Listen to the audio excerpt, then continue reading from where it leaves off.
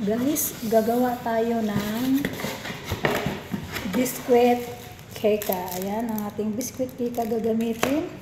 Kailangan natin ay 2 pack na gatas.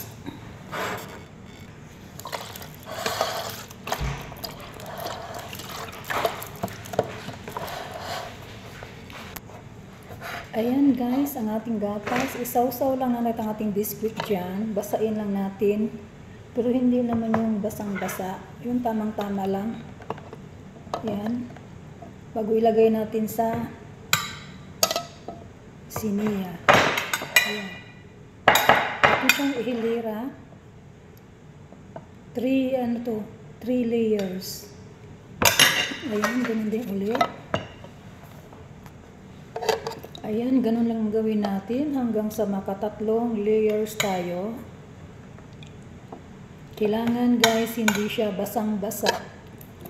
Tamang-tama lang. Hindi po din siya matigas. Para hindi mag-dry. Kailangan kontrolado mo ang pagbasa ng biscuit. Ayan, ganyan.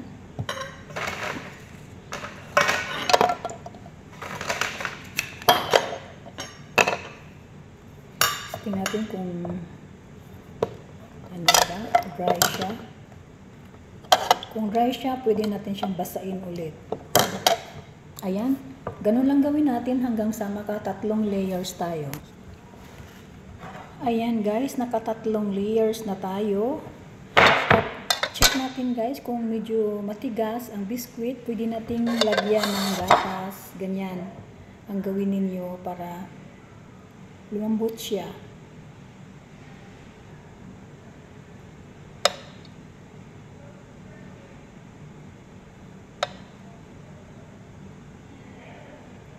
Ayan, at ngayon naman ay mag-blender tayo ng ating mga ingredients sa ating topping.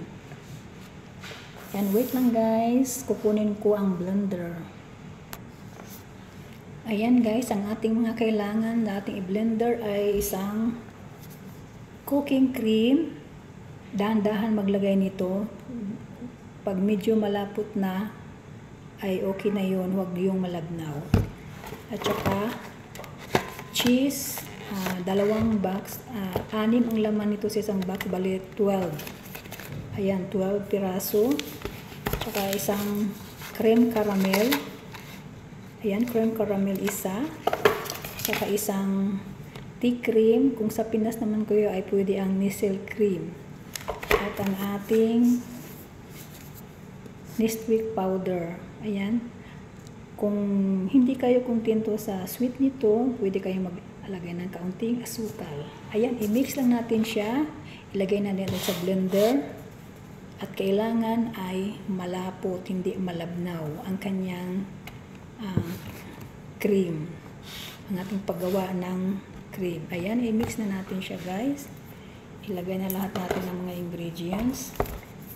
Unahin mo natin ang liquid. Kunti-kunti lang muna maglagay nito. Huwag masyadong biglang marami kasi baka mamaya maglabnaw. Ayan, itabi mo natin itong ating para hindi i-destroy. Ilasan natin ang ating tea cream. Open natin ang ating tea cream. Ayan.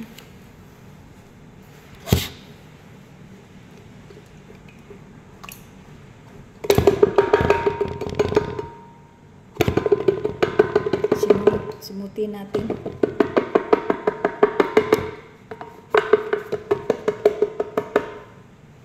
Ayan, simut na. At ang ating cream caramel.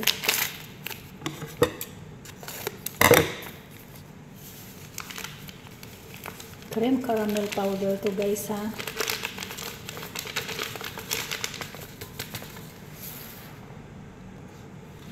At isang Dream Whip. Isang pack na Dream Whip guys.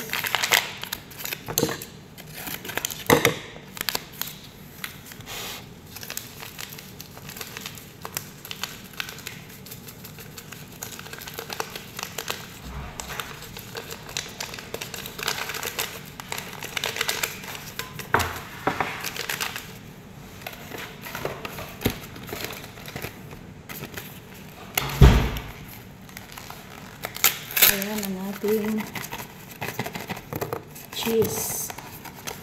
Isa-isa lang natin ito siya paglagay. Bali, 2 pack na ganito. Ang laman ay 6. Bali, 12 pieces. Ayan, balatan lang natin siya at ilagay natin. Ayan. Dito mahirap gawin kasi lahat lang naman ng ingredients ay ating i-blender.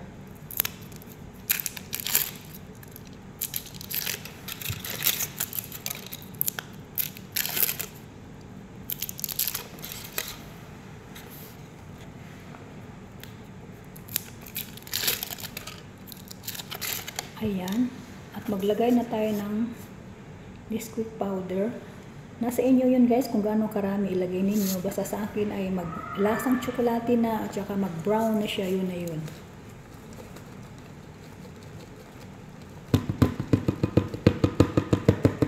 Lagay ko na lahat kasi kaunti na lang na to. Siguro mga 1 cup ito.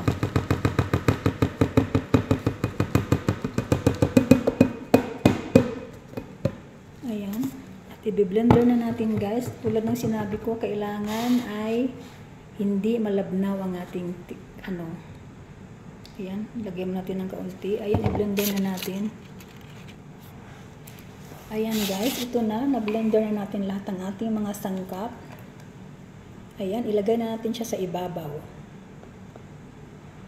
Ganyan lang siya ka-sticky guys. Huwag malabnaw. Ayan.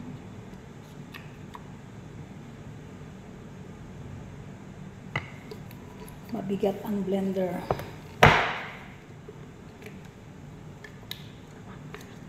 Bukutin natin, ang dami pa. Ayan, ganun lang siya kalapot. Hindi pwedeng malabnaw kasi ilagay natin to sa ref. Palamigin natin to ng 4 hours para mag-sticky siya. Ayan. Simuti natin at sayang.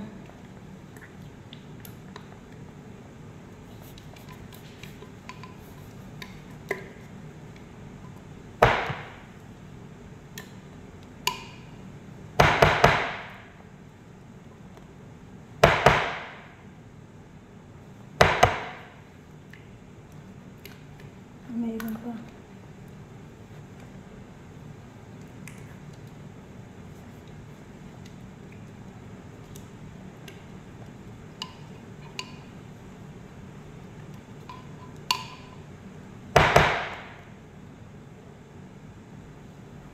Ayan guys, simot na. Ipatag lang natin siya para makover lahat ng biskwit.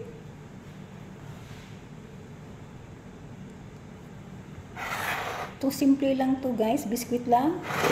Meron ka ng ice cream, cake, biskwit. Ayan. Ilagay natin to sa ref ng 4 to 6 hours para mag-sticky yung kanyang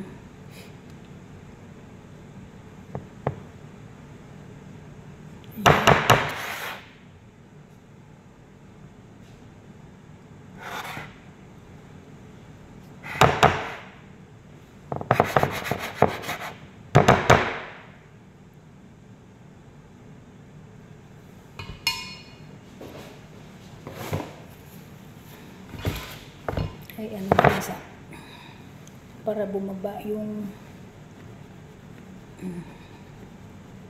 shake natin para bumaba yung ginawa nating krema.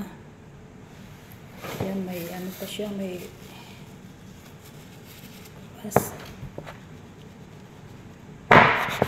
ayan, tapos maglagay tayo ng topping.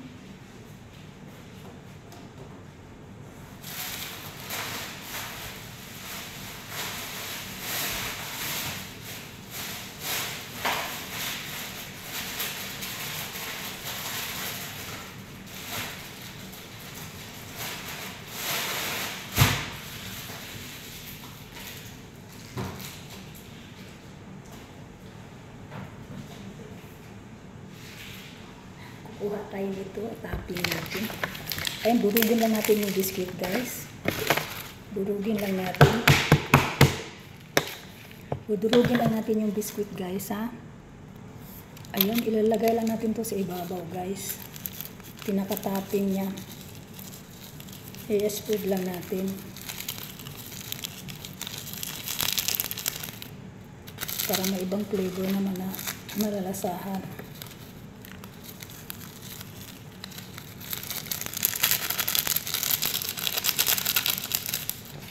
Yan, ganyan lang.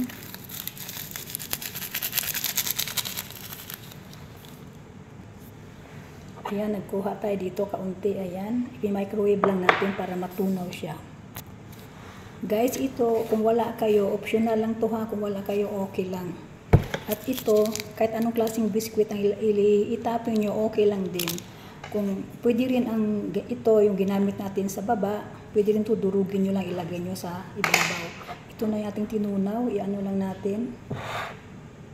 Para magkaroon lang ng ibang flavor. Ayan, ganyan lang. At palamigin na ito natin ito ng 4 to 6 hours. Kung nagmamadali kayo, 4 hours, okay na. Ayan lang guys, ang aking simpleng biscuit ice cream. Ayan. Sana magustuhan ninyo guys. At huwag kalimutan mag-like, mag-comment, mag-share at mag-subscribe sa aking channel. Ayan, bye. Thank you.